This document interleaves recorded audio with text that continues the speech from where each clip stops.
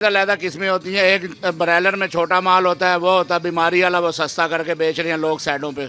अच्छी मुर्गी जो होती है असील होती है, वो घर की पली भी होती है। गोल्डन जो होती है, जैसे ये ब्रॉयलर खा लिया वो खा लिया, वो एक बराबर है। रेट में फ़र्क 200-300 रुपये का फ़र्क है। वो 1300 रुपये किलो है, ये 1000 रुपये किलो है गोल्डन।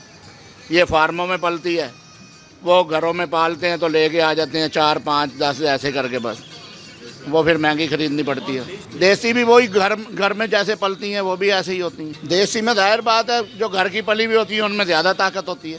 मरीज़ के लिए तो जाहिर बात है देसी इस्तेमाल की जाएगी ना।